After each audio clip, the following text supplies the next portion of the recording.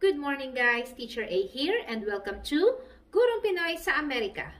So for today, ang topic natin ay writing linear equations in standard form, which is ax plus by equals c, and in slope-intercept form, which is y equals mx plus b, using the intercept form, which is x over a plus y over b is equal to 1. So, paano ba yon? Let's have example number 1. Okay, example number 1. X-intercept is equal to 2. And then y-intercept is equal to negative 3. So, please take note na yung x-intercept, yun yung ating A. So, ito yung ating A. And then, yung y-intercept naman natin, yun yung ating B. Okay?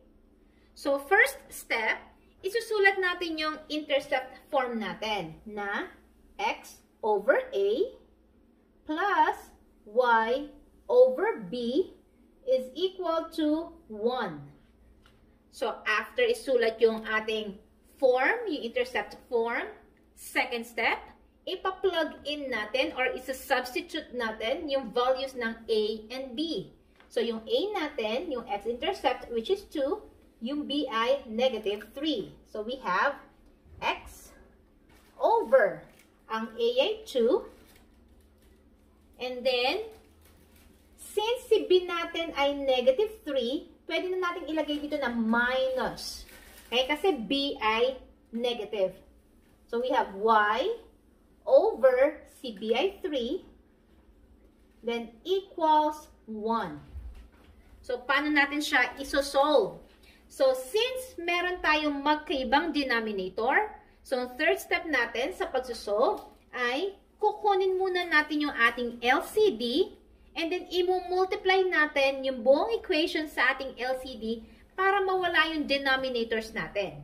So, ang denominators ay 2 and 3. So, yung LCD natin ay 6. So, therefore, i-multiply si 6 sa buong equation. Minus y over 3 equals 1. So, kapag minultiply natin siya,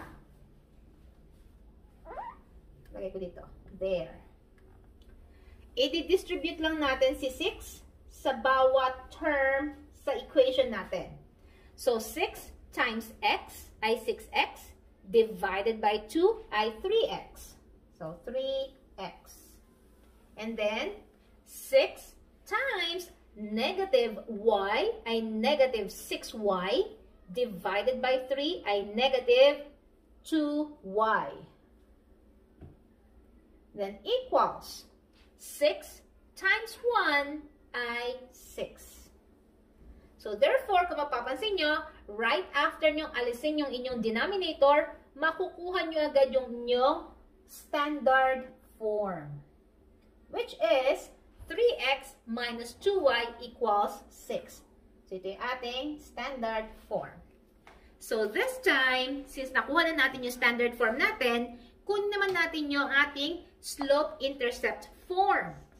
So, gamit itong ating standard form na 3x minus 2y equals 6, igagawin nating slope-intercept form. So, that means si 3x, ililipat natin sa kabila at maiiwan lang si negative 2y.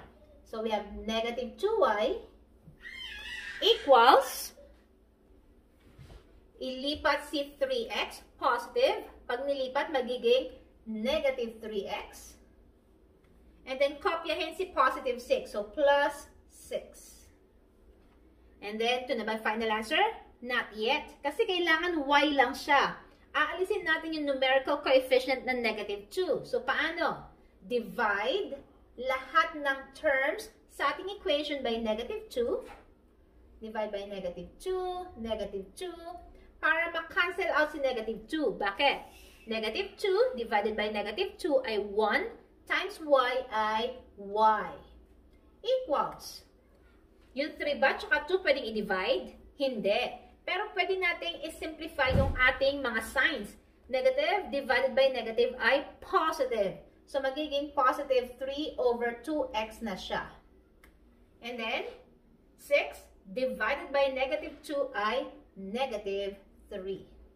So, therefore, ang ating slope-intercept form ay y equals 3 over 2x minus 3. So, ganun lang siya kasimple. Let's move on sa ating example number 2. So, example number 2, ang given natin ay a equals 1/4, b equals 2/3. Again, yung a natin, ito ang ating x-intercept, at ang b, ang ating y-intercept. So, first step again, isulat natin ang ating intercept form na x over a plus y over b is equal to 1. There. So, pagkatapos nating isulat ang ating form, next step, i-plug in natin yung mga values. So, we have x over, ang ating a ay 1/4. So, 1 over 4. There. Plus, y over, ang ating b ay 2/3. So, 2 over 3. Then, equals 1. Hala, paano to? Yung fraction na may fraction pa siya. So, kapag meron tayong fraction over a fraction, isi-simplify natin by dividing. So, paano yun? Paano natin isi-simplify to? So, susolve ko lang dito sa gilid. So, yung ating numerator na x, para ma-simplify to, i-multiply natin sa reciprocal ng ating denominator. So, yung denominator natin ay 1/4. Kapag sinabing reciprocal, i-flip lang natin siya. Yung number sa taas ang mapupunta sa baba, yung number sa baba ang mapupunta sa taas. So, itong 1/4 magiging 4 over 1.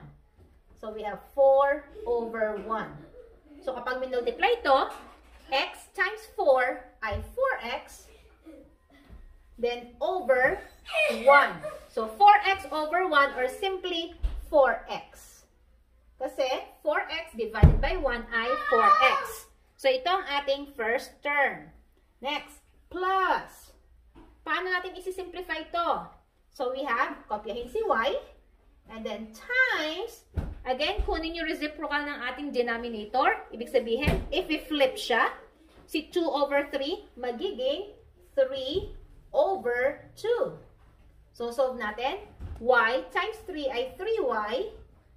And then over, kopyahin si 2. So, therefore, we have 3y over 2. So, ito, magiging 3y over 2. And then equals 1. Okay? So, next step. Na-simplify natin yung fraction over fraction. This time, eto na siya. Meron na lang tayong isang denominator. So, dapat maalis natin yung ating denominator para makuha na natin yung ating standard form. So, paano yon? Since iisa yung ating denominator, which is 2, so therefore, itong buong equation, i-multiply natin kay 2. So, we have 2 times itong buo na to, 4x plus 3y over 2 equals 1, parenthesis. Okay? Didistribute natin isa-isa by multiplying. So, 2 times 4x ay 8x.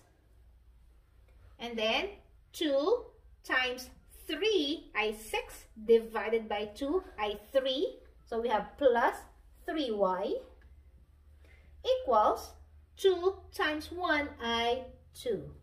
So, therefore, ang ating standard form ay 8x plus 3y equals 2. So, this time, kunin naman natin ang ating slope-intercept form. So, kunin natin or kopyahin uli natin ang ating standard form na 8x plus 3y equals 2. So, para malipat natin siya sa slope-intercept form, ililipat natin si 8x. Kailangan 3y lang ang matitira.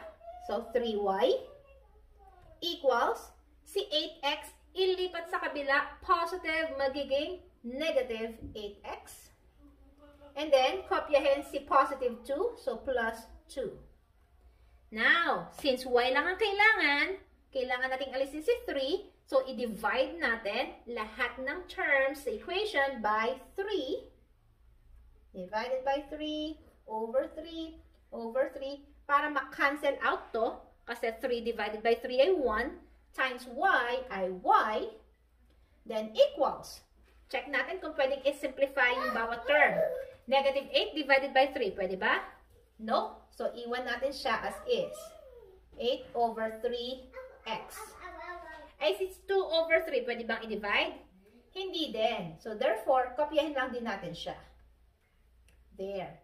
So, therefore, ang ating slope-intercept form ay y equals negative 8 over 3x plus 2/3.